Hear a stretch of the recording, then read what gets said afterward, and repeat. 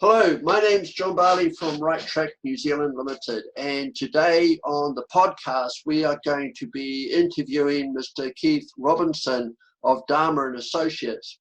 I've known Keith now for about 10 years, 10, 15 years, and Keith and I met through the Chartered Institute of Transport, and we have a common passion for having health and safety within our business.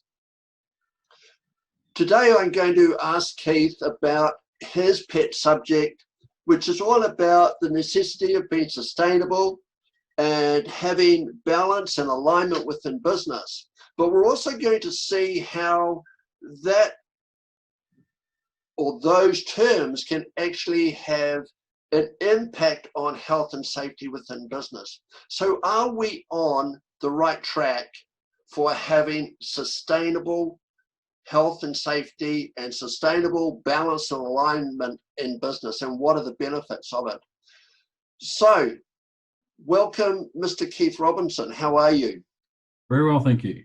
And I love the backdrop, so that's kind of cool as well. and I've just been saying, Keith, we've known one another for about 10, would it be 10 years? 15? Yeah, at least. Yep. Yeah. And tell us a little bit more about your background, Keith. Where did it actually all come from, this passion of compliancy and alignment and balance and sustainability in business? Where did it all come from? I guess I've been working for myself now as a consultant and trainer since 2002. So that's 18 years or so. Prior to that, I was a senior manager in corporates, American corporates, as looking after the entire supply chain, procurement, warehousing, logistics, and therefore health and safety as well. What I found is working for the American corporates is that my life wasn't really sustainable. It was kind of a chew you up, and the pressure was enormous. And it was all about no matter how good you were, you're nowhere near as good as you need to be. Every year, my department of procurement was saving our wages, which we had 30 staff. So we were saving over $1 million a year in 2001, 2002. But that was nowhere near enough. No matter what we did was nowhere near enough. And we had to go what I was being instructed to do was go and screw suppliers over and keep reducing their prices, irrespective of whether they made any money, irrespective of whether they had any chance of sustainability within their business. My target was to continuously reduce my costs. And I used to say that I need my suppliers to make money. Otherwise, they won't invest in their businesses because they won't be able to afford to. And therefore, right now, we might save money, but in a year or three, they'll be gone. And now I'll have less suppliers in the market, and therefore their prices will go up because there'll be less competition. And I used to get in trouble for nurturing inferior competitors, to my suppliers. So I wanted, if we've only got one or two suppliers in the market, I wanted a third. And so I would get someone that wasn't as good, that was more expensive, and give him my volume and give him the smarts that my team had to make them a better provider to us and therefore to the market, because they added more sustainability to the market. And that was not what I was told to do at all. So I kind of had to do that behind the scenes until I thought this is silly, and end up leaving and helping companies do that. They're more enlightened companies. And I find that fascinating now that all of a sudden people are talking about, our supply chains need to be sustainable. Well, they've needed to be sustainable forever. It's now all of a sudden this term supply chain is starting to be a little bit understood, whereas I was a supply chain manager 18, 20 years ago. Before anybody else had kind of heard of it, we were talking about the entire supply chain. And we need the supply chain to be sustainable. And so I've taught to anyone that would stay still long enough to listen about the importance of ensuring risk management within our supply chains, because if you buy from a supplier that's not down the road, someone that doesn't speak your language, someone that is in a different time zone, sure, the price might be cheaper. You might have to buy a higher volume in order to achieve that. But what if the boat sinks? What if it breaks down? I've had that. What if the factory does burn down because they have worse management of their electrical or whatever? What happens if they do find themselves embroiled in an issue regarding slave labor. Well, I can't manage that so well when I'm geographically isolated from my supply chain. So it's vital that as we have gone to cheaper sources of supply, that we've identified the increased risk that that decision has made and therefore managed it. And what I've found is that people were chasing the savings but not understanding the increased risk and certainly not managing it. And now all of a sudden, COVID has happened and we need to be talking about supply chain sustainability. Well, we should have been doing that 2 decades ago. And so finally, people are starting to understand the importance of sustainability within supply chains. And hey, maybe we should be buying a little more local because it is just down the road and we do understand each other and grunt in the same language, and we can get in the car and go and see them if we need to. And we don't have to buy 3 container loads of black in order to get the volume or the pricing that we need. And sure, we might have to pay a little bit more, but in the olden days, like in the 70s and 80s, the supply chain, people were focusing on cheap price, and consumers were too. And now consumers aren't. Consumers have changed, and generally consumers are happy to pay more as long as they can get it now.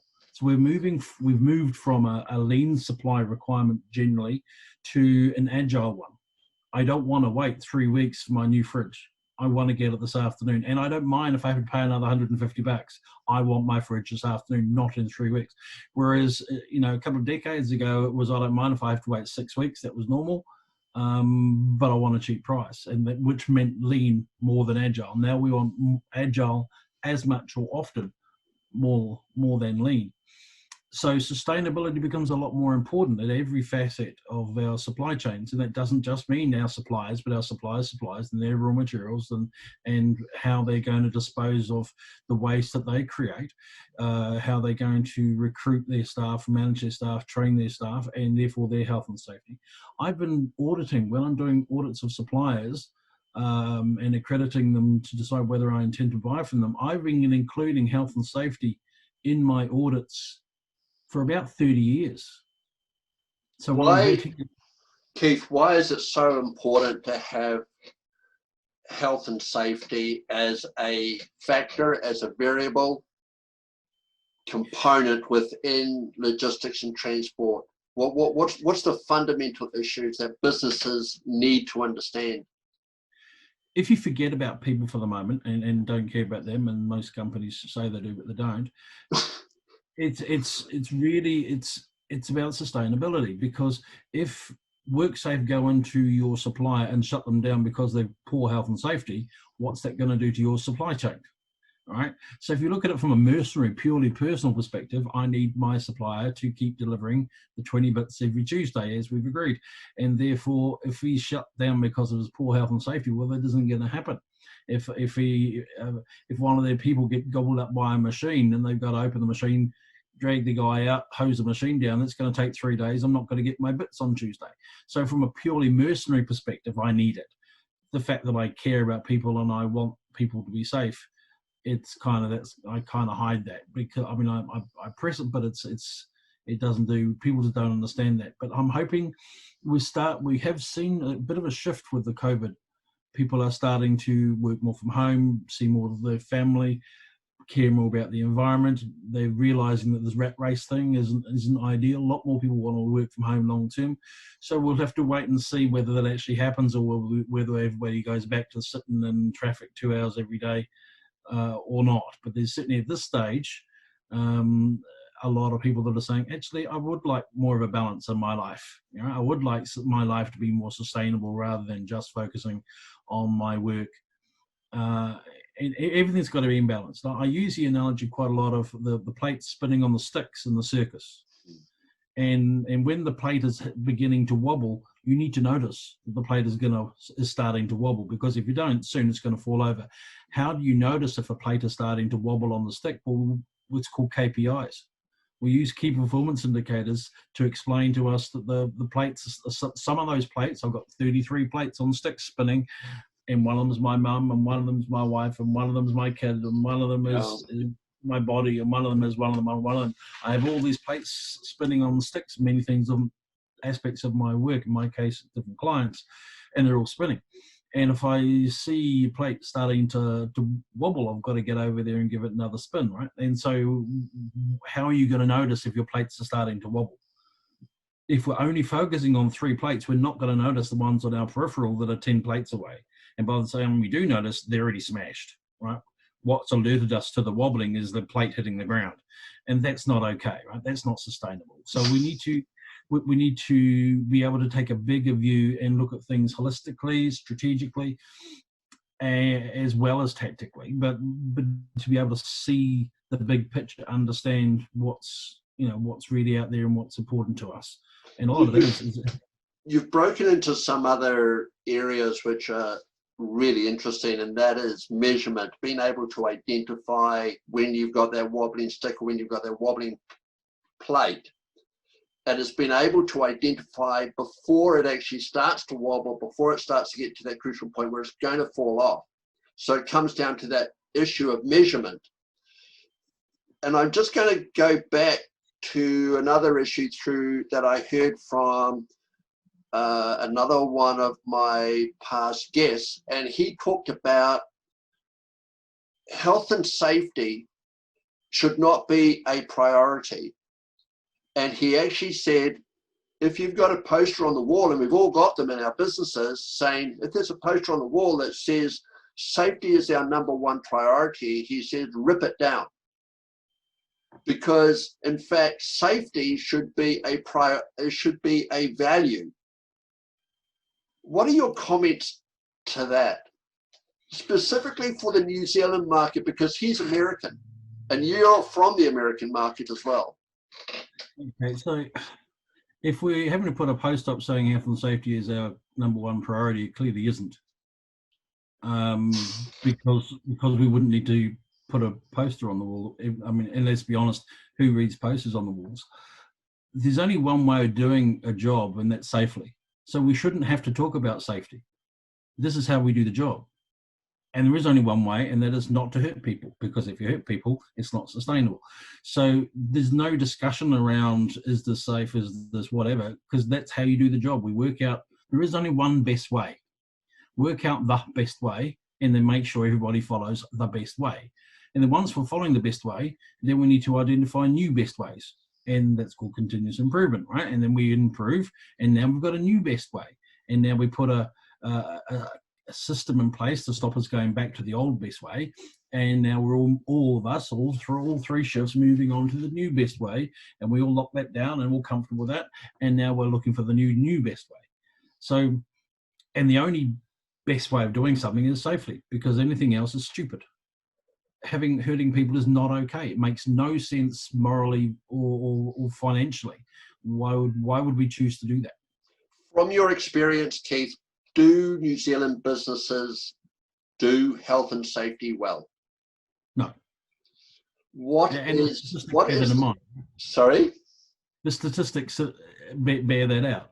If we're killing a third more people in New Zealand than we are in Australia per head of population, and double what they are in Britain, that indicates that we've got some opportunity to improve. But a lot of companies, if they're doing, or when they're doing whatever they're doing in health and safety, and it tends to be minimal, it's around, what am I going to do to keep me out of jail, rather than how am I going to make sure my people are safe. Most people do care about people. I'm not saying they don't care. They just focus on what they're judged on, which is the money in the bank, or meeting your targets, meeting your measures, and tends not to be health and safety. We should never have to talk about health and safety. I should be unemployed in terms of a health and safety consultant, because we should never have to talk about it, because it's just a natural way of life. Like in the olden days, you and I remember, John, seatbelts in cars. We never used to have seatbelts in cars. Then all of a sudden the rules changes. If your car has a seatbelt, you must wear it, like forklifts now. So now you're not allowed to buy a car without seatbelts. So times have changed, and you used to be able to smoke on aeroplanes and all these sorts of things. So things are changing, and I guess as our maturity continues to improve in New Zealand, we'll continue to get better. We're better than we used to be, but however, we're only better than we used to be because of Pike River and the tragic death of 29 guys that, in my view, was completely avoidable. And so it tends to, unfortunately, take a catastrophe before a quantum leap happens in getting closer to where we should be. And there are all sorts of reasons why that happened. And it's when I get into a room with a bunch of other people that are into health and safety, like health and safety managers, etc., they all agree that in their workplace yesterday there were several opportunities where serious harm could have happened and it didn't, and that was just luck, not good management. And that's unfortunately the reality. You know, the in health and safety we talk about the multiple causation, when the holes line up, and there are 4 or 5 holes need to line up before someone gets severely hurt. Well, just luckily one hole didn't line up at that particular moment, so someone slipped, but they didn't fall off the roof. Someone happened, but and they almost died, but they didn't, and no one knows about it because we didn't record it, we didn't investigate it because we don't care. And you go, we should just take the term near misses. The term near miss conjures up nothing, and no one cares because it's a miss, right? But the term near miss is actually a contradiction. If I nearly miss you, I must be hitting you, because it was a near miss, not a miss. It was a near miss. So the term near hit makes an awful lot more sense, but we call them near misses because it sounds cuter and a lot less relevant.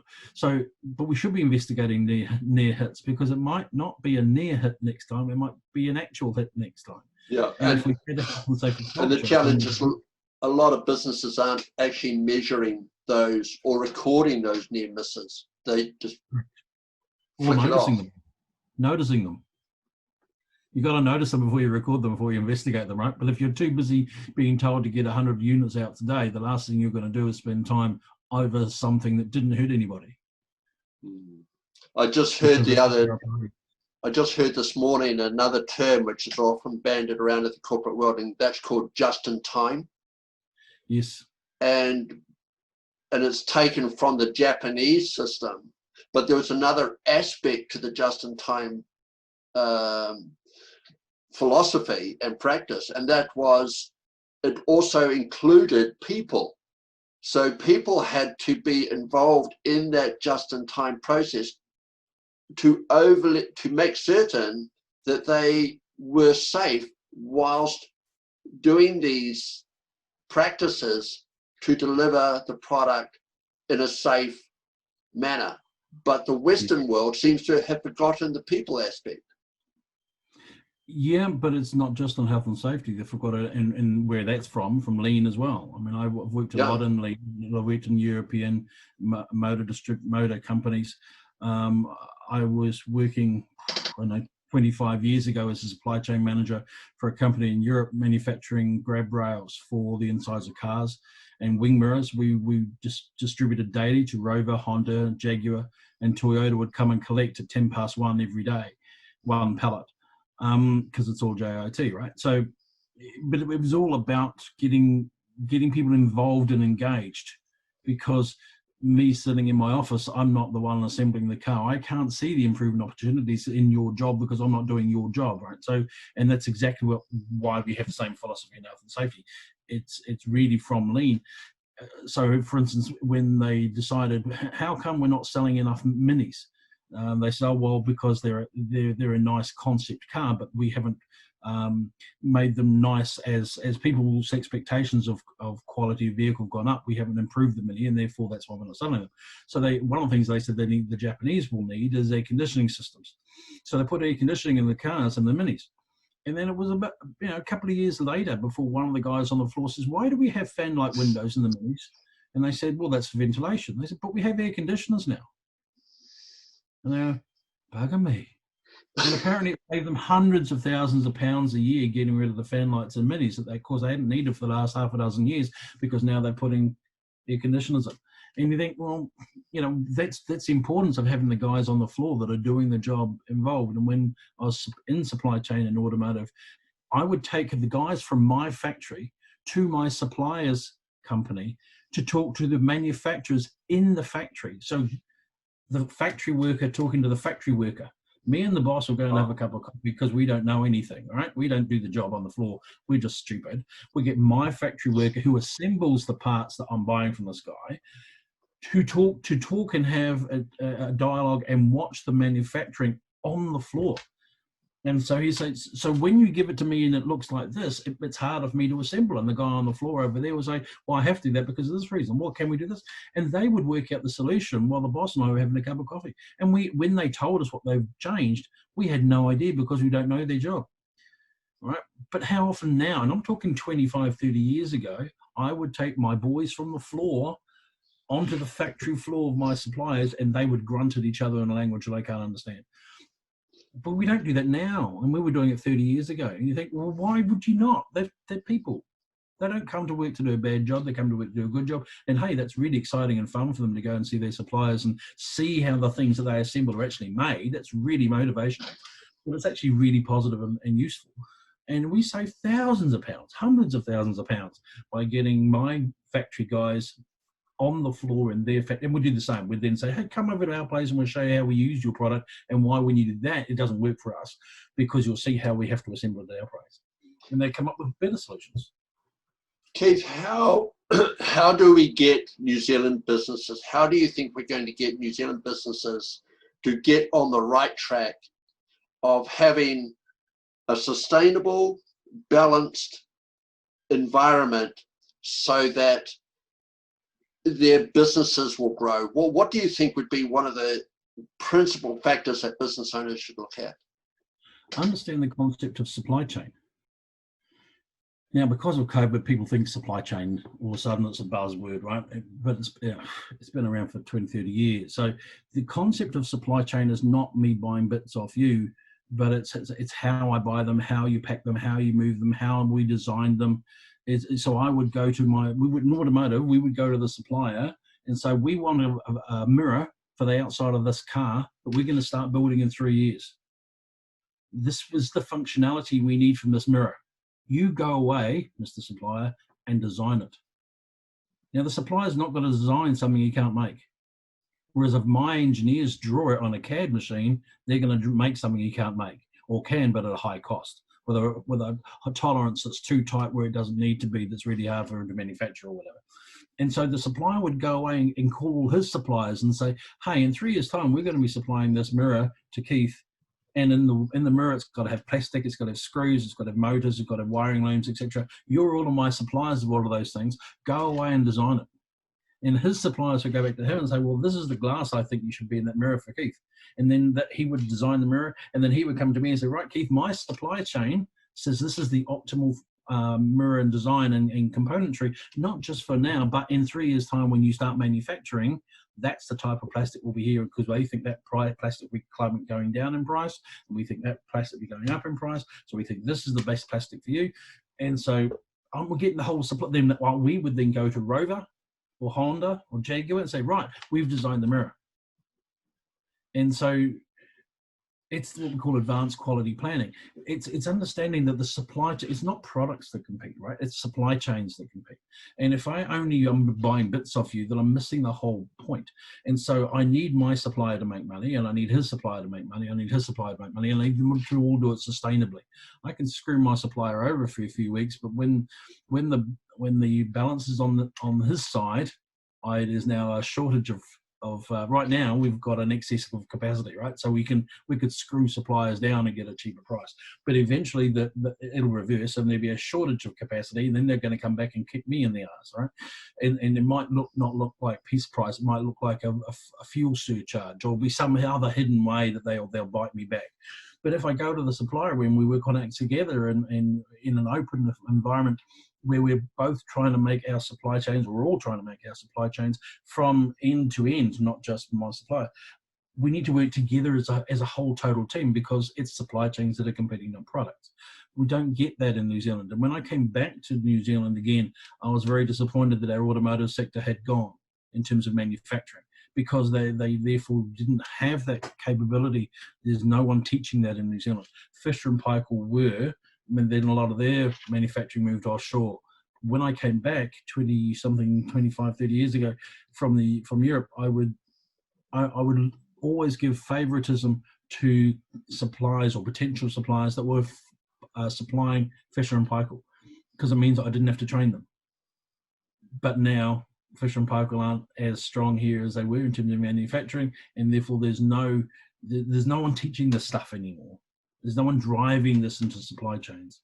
So that's what sustainability is all about. Like, for instance, no non-returnable dunnage. That means no packaging is allowed to be used that can't be reused at least 10 times. Now, we were doing that in automotive 30 years ago. Now we're just starting to say, well, let's not have one-way plastic bags, right? But over there, we weren't allowed to have any packaging must be being able to be used 10 times, and then we must have a system to return it back to the supplier for them to fill it and then bring it back to us again. Tell me how health and safety, I've got the thoughts in my mind of this, as to how health and safety can be a necessary component, can be a bolt, but it's not, from everything that you've said, it's not the driving force of it. It's actually protecting the reputation of the suppliers in that supply chain. Yes. And so how can business owners really start to come to understand the value of that simple thought?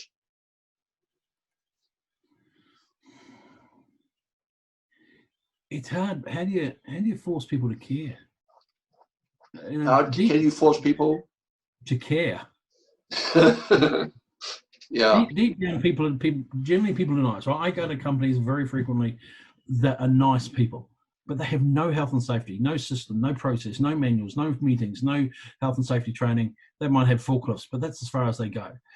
And it's not that they're not nice people. It's just no focus. And people need to appreciate that health and safety is just as important as making money. You know, like in the States, and people are having riots in the streets, forget the social, distancing. They're having riots in the streets because they want to go back to work, because clearly to them going back to work is more important than not dying. Well, let me tell you, not dying is more important than not going back to work, right? So, but these people want to go back to work, and if it means they die, then that's okay. And no, it's the wrong way around, and the government appear to be backing them up. So, no, how can that be? It's not okay to be making 100 of these instead of 90, but we kill people, or but we hurt people, but they can only do it for a little while, and they're a tradesman, and we can't replace them, and we're not training people to come through. It's just where do you start? It's just everywhere. Like, for instance, tradesmen. All of a sudden now, we're for the last few years, we've been reaping what we haven't sown by not training tradesmen. And the average age of a truck driver is, 59, doctors older than that. Tradesmen who are older guys, older women, don't want to be groveling under cars anymore. And so there's a shortage of all those trades. So we're trying to quickly address the balance. It's like we haven't planted the corn, but now we're going to try and harvest it quickly because we need it fast. We didn't plant the bloody stuff, right? You gotta. It's nature. You got to reap it. You got to plant it before you can harvest it, right?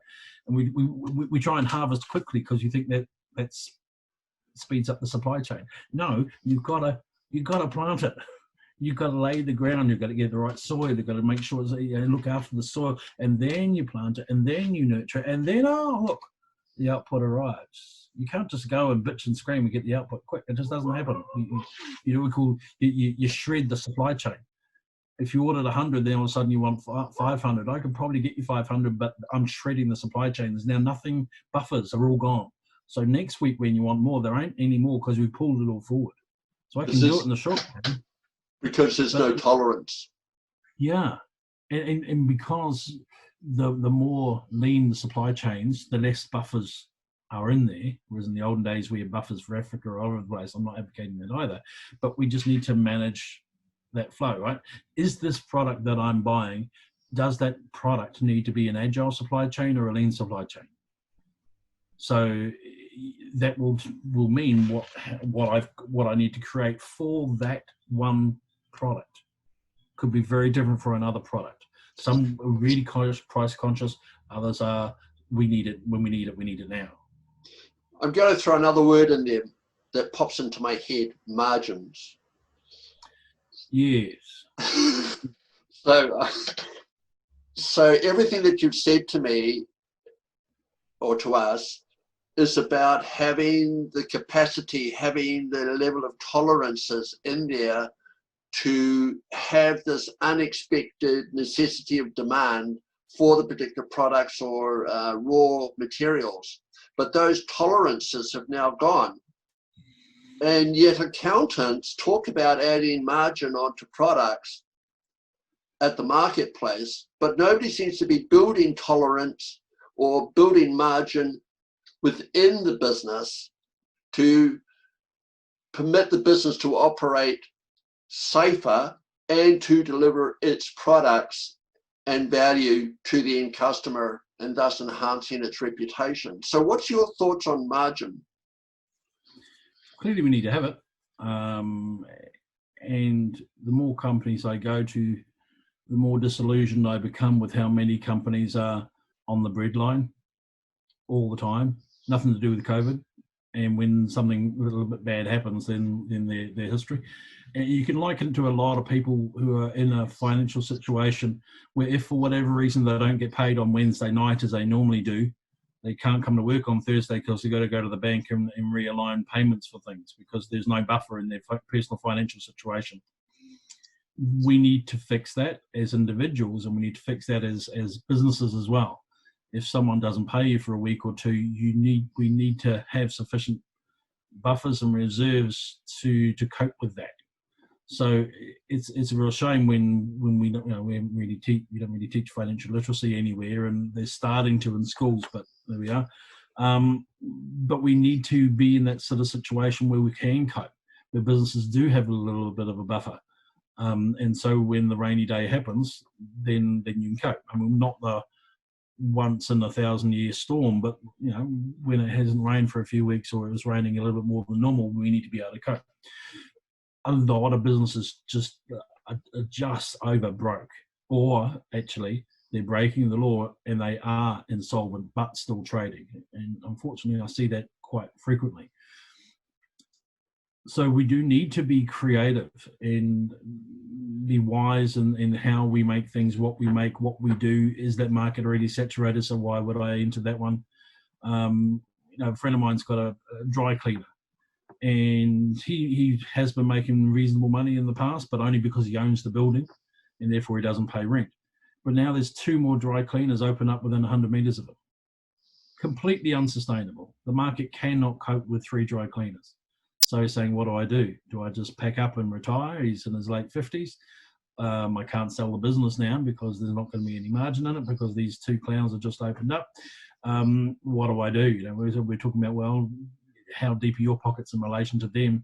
Well, they don't own their building, so I can probably cope longer than they can. So that's the strategy that I hope. But we need to try and make this difference, this marketing difference within our business to somebody else, and therefore be able to build those buffers, but keep those buffers. Have a little bit of extra rainy day money just in case in a revolving mortgage account or whatever. So it's sitting there, you're not paying mortgage on it, but you've got X amount of dollars sitting there that you can call on should you ever need to. So margin is important, absolutely. And protecting that revenue once you get it. There's no point in saying, oh, we've got all this money, I'm going to go and blow it. Or what we normally do, I've got $10,000, I'm going to go and buy a $15,000 car. And now I'm taking out a loan. No, if you've only got $10,000, buy a $10,000 car. If you have to buy a car. Cool. So to have margin in productivity and in your logistics,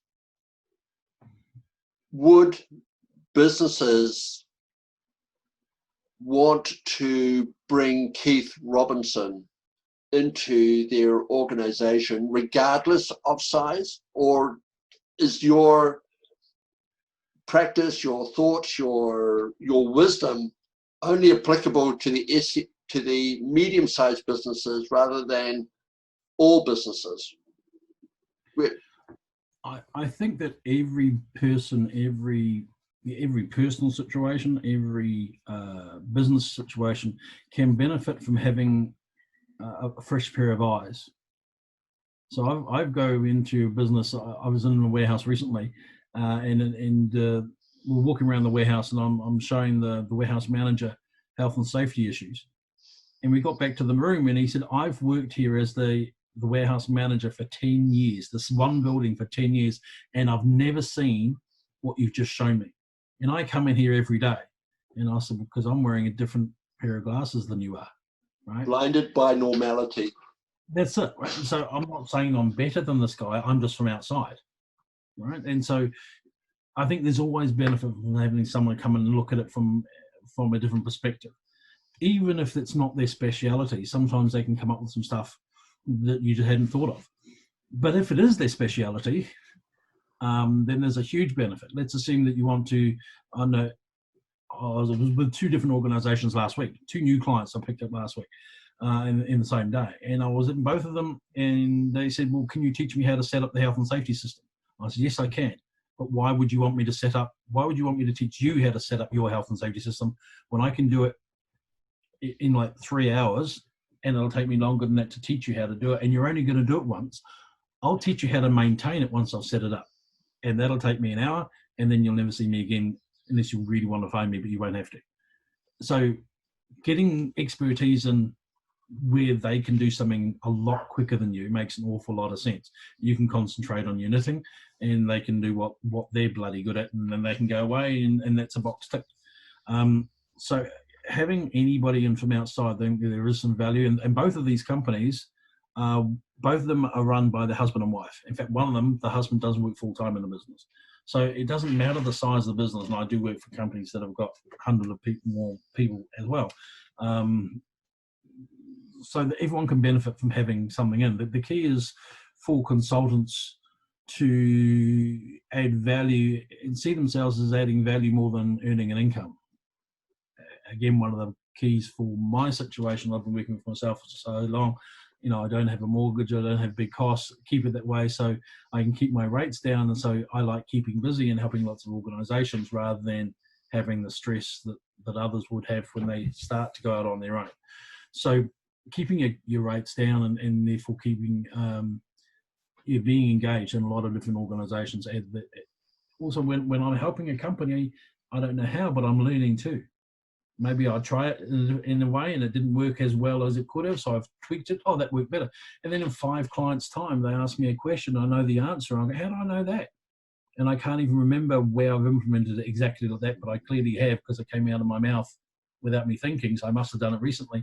So I get paid to teach, to learn, and to teach all at the same time. So you get that benefit when you bring in someone from outside. It just saves a lot of time, and it's a false economy quite frequently to do the Kiwi DIY sort of thing and do it yourself. So I have an accountant, even though I'm part qualified accountant. I have an IT person, and I pay these guys every month on a fixed fee, and they look after that part of the business for me. I've got another person who looks after my website. And I'm just a one-man band, so I don't want that stuff. It's not what spins my wheels. It's not what I'm good at. I get someone else to do it. So you'd look after the SME and the medium-sized businesses and also the corporates, because I noticed looking through your CV, you've also looked after the SPCA, which was a huge account for you. Yeah. Setting up the health and safety at SPCA was a big job. So it was over 100 sites, 46 with animals and 50 odd shops and a couple of warehouses, and over 100 vehicles and nationwide. But it's not just the 480 staff, but the 5,000 volunteers, and they're in a potentially hostile environment in terms of dogs and cats and that sort of stuff. So setting up their health and because they didn't have an awful lot of money being a charity, so setting up their health and safety took some time. It was a part-time sort of gig, a few hours a week, but for now a year and a half. But I work for companies like Core Hotels. I do training for there. I do a bit of work for a 100 member company that make herbs and spices in the factory 24/7. So there are these little mums and dads, where mums they're pretty much full-time and dads occasionally, up to these larger organizations with several hundred people. But it's fun, it's enjoyable. So we have a small business owner who has a challenge with his health and safety, has a challenge with his logistics. you're the guy to contact, because you can deal with the health and safety, you can deal with the logistics, you can deal with understanding the risk within business as well, because you look at it with fresh eyes. Dharma and Associates, that's you, Keith Robinson. So give us your phone number and email so that they can website over the over this call, so that they know they can jot down the numbers right now. If they say, I've got a problem, I want to talk to Keith. My phone number is 0272 supply, 0272 787759. And the email is keith@Dharma Advisory. Dharma is a Sanskrit word. It means the right path, the right way, the correct learning or lesson. So Dharma, DHARMA, dharmaadvisory.com. I do a bit of work internationally, hence the need for a .com. So, but from a health and safety perspective, I write manuals and do all sorts of levels of training. I'm just doing some online training, health and safety rep training for one of the orchestras in Auckland. And one of them is, one of the 3 trainees is still living in England. She's just been recruited, and so she moves over here in a month or so. So it's an online course. So the 2 people in Auckland and the one from the UK will all be doing the course together. So it's a bit of fun doing online training as well. I do online training for warehousing. So you're right. I'm 50% of my time is logistics, and the other 50% is health and safety. Yeah, and your costs for health and safety is very reasonable. So we won't go into that too much, but you're very reasonable. Yeah, I'll just say that I produce a manual, and I've got it in probably 200 companies with all the forms, all the templates, everything you need, some tutorials, and you get the forms electronically as well, $495. And then if you need help, so I'm in here to get people safe and not to pay off mortgages. So it's $495 for all that is good, very good. Good result. Keith, as always, you are inspirational, and I hope through listening to what you've said, we have given some guidelines to help businesses know how to get on the right track with their sustainability and their balance and their alignment, and not only that, but to look after their people. So thank you very much. It's as always, it's been good to know and good to listen to you. Thank you. See you later. Bye.